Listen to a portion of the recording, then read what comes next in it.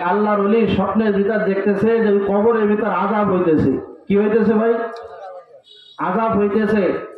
তো ওই আল্লাহর ওলিরে ডাক দিয়ে বলতেছে, আল্লাহর ওলি, দুনিয়ায় আমার একটা মেয়ে রেখে আসছি, আপনার কাছে আরজ, আমার মেয়েটাকে যখন আপনি দেখবেন তখন বলবেন যেন আমার জন্য কিছু দান সাদকা করে, যার উসিলা করে আল্লাহ তাআলা আমার কবরের আযাবকে হালকা করে দেয়। তো আল্লাহর ওলি ওই মেয়েটারে খুঁজতেছিল, হঠাৎ দেখে পুকুরের পাশে সেই মেয়েটা গোসল করতেছে। কি করতেছে ভাই? গোসল করতেছে।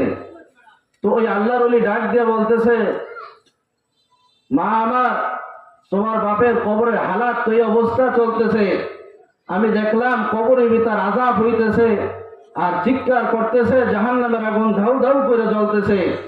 তো তোমার বাপ বলছে তুমি কিছু আল্লাহর রাস্তায় কিছু সাদকা করো, যে সাদকার কারণে হয়তো আল্লাহ তাআলা তোমার বাপের কবরের আযাব একটু হালকা করবে। তো ওই মেয়েটা কি করলো দোস্ত, খেয়াল করি, এক কোষ পানি, এই এক কোষ পানি রাখ হইয়া এই ওই আল্লাহর ওলির মুখের উপর নিক্ষেপ করছে। বলেন নাউজুবিল্লাহ। কি করলো ভাই? এত বড় নিষ্ঠুর মেয়ে হইতে পারে? বলেন, কথা কন পারে? বাপের কবর আযাব হইতেছে, এই আযাবকে রক্ষা করার জন্য, আযাবকে হেফাজত করার জন্য কিছু দান সাদকা চাইছে, আর এক কোষ পানি উঠাইয়া এইটা মনের উপর নিক্ষেপ করছে। আল্লাহর ওলির মনটা খারাপ হয়ে গেছে। কি হয়ে গেছে? খারাপ হয়ে গেছে। পরের দিন আবার আল্লাহু আকবার বড় কাবায় বসে দেখে আল্লাহু আকবার কাবীরা, ওই যেই ব্যক্তির কবরে আযাব হইতেছিল ওই ব্যক্তির কবর এখন আল্লাহ তাআলা শান্তি দান করছে। বলেন সুবহানাল্লাহ।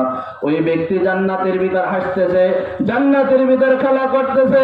আল্লাহর ওলি ডাক দিয়ে বলতেছে, হ্যাঁ বাবা, তোমার কবরে গতকাল আযাব হইতেছিল, কিন্তু আজকে তুমি জান্নাতের ভিতর আসো। কিভাবে আসছো? কেন আসছো? কি কারণে আসছো? কোন সিলায় আসছো? আমাকে একটু বলো। কই আল্লাহর ওলি, আজকে আমি জাহান্নাম থেকে মুক্তি পাওয়ার এক নম্বর কারণ হলো আপনি। বলেন সুবহানাল্লাহ। কই মাহাদার শাহী, আমি তো কিছুই বললাম না। কারণ কি?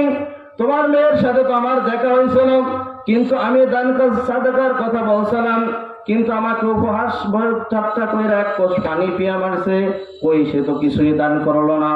আল্লাহর ওলি, আপনি জানেন না, একটা পিপিলিকা একটা ফোঁটা পানির জন্য অপেক্ষা করতেছিল, আল্লাহ তাআলার কাছে দোয়া করতেছিল, হায় আল্লাহ, তুমি আমাকে একটু পানির ব্যবস্থা করো।